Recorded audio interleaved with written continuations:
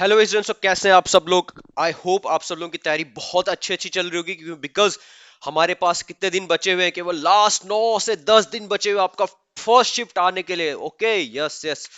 तो I hope आप लोगों का बहुत अच्छा चल रहा होगा, बहुत अच्छी तैयारी चल रही होगी, पूरा जोश एकदम बिल्कुल हाई पीक पे होगा। ठीक है, यस। तो हम लेके आए आप लोगों के लिए कि कैसे आप 9 दिन को और अच्छे से प्रोडक्टिव प्रोडक्टिव बना सकते हो। 9 दिन में मैक्सिमम से मैक्सिमम चीजें आप क्या कर सकते हो, आपके पास उसका आउटपुट आप ला सकते हो। बिल्कुल बिल्कुल बिल्कुल बिल्कुल राइट। तो इसके लिए हमने कुछ यहाँ पे बता रहे हैं, हम पूरी वीडियोस को देखना लास्ट तक। हम बता रहे हैं आपको कि कैसे आपको क्या क्या आपके डूज, आपको क्या क्या करना है, क्या क्या नहीं चीजें करनी है, राइट।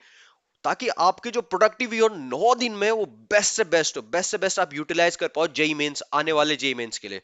ठीक है, तो देखो भैया चलो, राइट। तो ज्यादा देरी ना करते हुए स्टार्टिंग में हम डायरेक्टली, पहले तो हमें ये समझना है भैया कि देखो आप एक कॉम्पिटेटिव एग्जाम्स की प्रिपरेशन फेज में हो, right. You are in the preparation phase.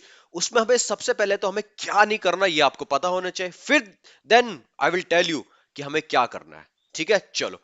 तो देखो, कैसे एक अच्छे से अच्छी तैयारी करने वाले के स्टूडेंट की एक स्ट्रेटेजी होनी चाहिए। ठीक है, तो पहले हम बढ़ते हैं आपका कि हमें क्या नहीं करना, राइट। फॉर द स्टूडेंट, अगर कोई स्टूडेंट तैयारी कर रहा है तो उसको अभी ये 9 दिन में, 8-9 दिन में, आने वाले 9 दिन में क्या क्या नहीं करना चाहिए, राइट। तो कुछ कुछ मैंने यहाँ पे कुछ हाईलाइट पॉइंट्स बनाए हुए हैं, right. I will explain it, each and every point I will explain it बहुत अच्छे से। तो पहला, आपका पहला काम जो आपको नहीं करना आपका भैया, कि आपको कोई भी अभी नया टॉपिक नहीं उठाना है। Avoid starting new topic. New topic कुछ भी मत उठाना, अभी कुछ भी नहीं। क्योंकि बिकॉज न्यू टॉपिक के चक्कर में आप क्या करोगे, जो पुराना आता भी है ना उसको अच्छे से रिवाइज नहीं कर पाओगे, और उसके चक्कर में जो आता भी है वो भी गया। और क्योंकि न्यू टॉपिक है ना, तो उसको समझने में टाइम लगेगा, टाइम कंज्यूम करेगा वो, ऑब्वियसली। सो उसको अवॉइड करो, न्यू टॉपिक को उठाना। यस। तो जितना पुराना, जितना अभी तक हो चुका है, उसी को क्या करो, आप कंटिन्यू करो, कंटिन्यू उसको रिवाइज करो। यस। और second, don't overload yourself. ठीक है, इसका क्या मतलब है, कि इसका मतलब ये है कि भैया देखो, कि आपको खुद बर्डन नहीं लेना कि यार ये सबका ये भी करना, वो भी करना, वो भी करना, वो भी करना, वो भी करना। नहीं, जो चीज एक टाइम पे कर रहे हो ना उसी को अच्छे से करो, राइट। अदरवाइज क्या होता है, बहुत ज्यादा ओवरलोड ओवरलोड ओवरलोड आने से क्या हो जाता है, हमारी जो हम कर भी रहे होते हैं ना वो भी अच्छे से इफेक्टिव नहीं हो पाता, राइट। So yes. और थर्ड चीज आपका, डोंट नेग्लेक्ट स्लीप। अब क्या आ रहा है, एग्जाम आ रहा है, बहुत ज्यादा स्ट्रेस लेवल बढ़ेगा, बिल्कुल बढ़ेगा। अब तो ये लगता है नहीं यार, करना है करना है करना है। That is okay, that is okay कि यार हमें करना है, पूरा जान देना है। लेकिन जितनी बॉडी को रिक्वायर्ड स्लीप है उतना लेना है, लेना। अदरवाइज क्या होगा, मेंटल डिस्टर्ब रहोगे। मेंटली डिस्टर्ब रहोगे तो जितना आप पढ़ोगे उतना एफिशिएंट होके आप नहीं पढ़ पाओगे। यस।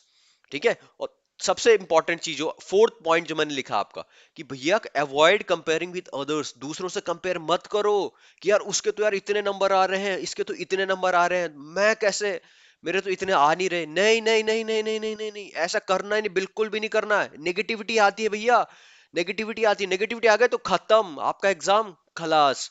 ठीक है, तो कंपेयर तो बिल्कुल मत करो। हमें नहीं पता एग्जाम का सिनेरियो क्या होने वाला है, क्या पता वही चीज आ जाए जो आपने पढ़ी हो, तो आपका फायदा ना हो। क्या पता उस बंदे ने नहीं पढ़ी हो, जिसके नंबर आपसे ज्यादा आ रहे हैं ना, उस बंदे ने नहीं पढ़ी हो, राइट। एंड आपने पढ़ा हो वही चीज आ जाए।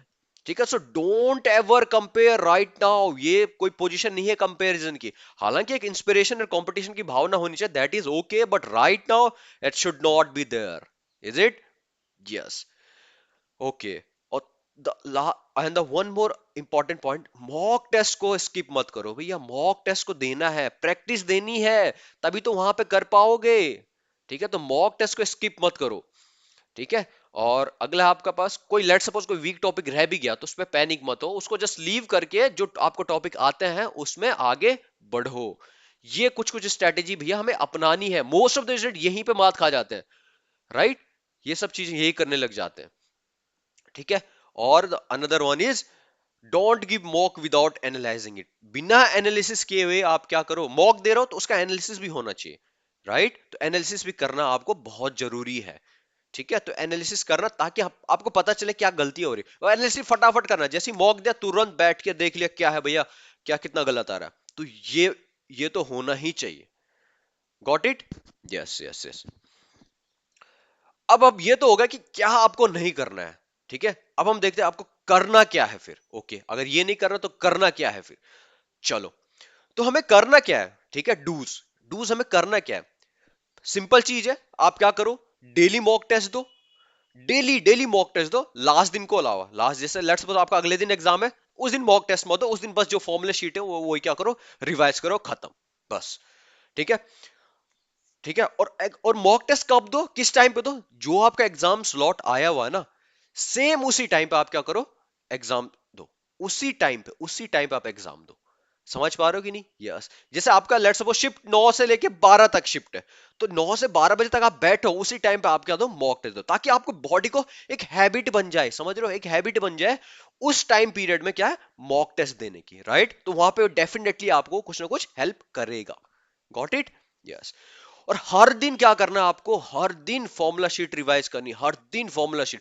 जितने भी सब्जेक्ट है ना, फिजिक्स केमिस्ट्री मैथ्स आपके पास है, तो तीनों को क्या करना, हर दिन फॉर्मूला शीट जो आपने बनाई होगी, फॉर्मूला बुक जो बनाई होगी, फिजिक्स को उठाओ, उसको खत्म करो, यार मेरे को 1 घंटे में सारे फॉर्मूले रिवाइज करने, बिल्कुल खत्म करो। केमिस्ट्री उठाओ, वैसे ही करना है आपको। फिजिक्स मैथ्स उठाओ, मैथ्स को भी हर दिन आपका फॉर्मूला क्या होने, फॉर्मूला शीट आपकी रिवाइज होनी चाहिए, पूरी एंटायर सिलेबस की, +1 एंड +2 की पूरी। हो जाती है अगर फॉर्मूला शीट करो। और शॉर्ट नोट्स भी हो, तो शॉर्ट नोट्स में खट खट खट खट एक बार देख ले। हर दिन होना चाहिए भैया शॉर्ट नोट का रिवीजन, हर दिन पूरे सब्जेक्ट का। तभी हो पाएगा, कुछ नहीं तो नहीं हो पाएगा। क्योंकि revision revision leads to rank, right? तो जितना रिवीजन करोगे उतना आपकी रैंक परफॉर्मेंस बढ़ेगी, गारंटी के साथ कहता हूं। ठीक है, उसके बाद एनालिसिस करना ही, हमें मॉक का तो एनालिसिस करना ही है, बिल्कुल करना है भैया। ठीक है, और साथ में हमें हेल्थ का भी बहुत अच्छे से ध्यान रखना, बहुत अच्छे से। अदरवाइज क्या होता है, हेल्थ नेग्लेक्ट हो गई, सब कुछ खत्म। ठीक है, तो हेल्थ का भी बहुत अच्छे से ध्यान रखना। और सबसे इंपॉर्टेंट बात है, स्टे पॉजिटिव। ये पॉजिटिविटी रखो कि भैया जो पढ़ा है आपने, बस पढ़ा है, जो भी आएगा देखा जाएगा, राइट? आपने सब पढ़ा है, इससे डिमोरलाइज होने की बिल्कुल भी जरूरत नहीं है। ऐसा नहीं सोचना ये टॉपिक छूट गया, ये टॉपिक छूट गया, नहीं। आपने जो पढ़ा है, बिल्कुल पढ़ा है, राइट? सो आपको पॉजिटिव माइंडसेट लेके पढ़ना कि कम से कम मैंने जितना पढ़ा है उतने में से तो मैं कर ही दूंगा, उतना तो मेरे को करना ही करना है। ठीक है, तो ये सब चीजें आपको क्या करना है, आपको अपना माइंडसेट बिल्कुल बना के रखना, बिल्कुल, right? Stay calm, right? Stay positive, right? और नेगेटिव लोगों से ना थोड़ा सा बिल्कुल टाटा बाय बाय कर दीजिए उनको, अभी फिलहाल के लिए, जब तक एग्जाम नहीं आता। ठीक है, ये हो जाएगा, बहुत सारे होते हैं नेगेटिव, अरे यार ये होगा, ये नहीं होगा, ये नहीं होगा, अरे भाड़ में जाए। Just focus on yourself, stay positive and calm yourself. ठीक है, okay, all the best for your preparation. ठीक है, थैंक यू।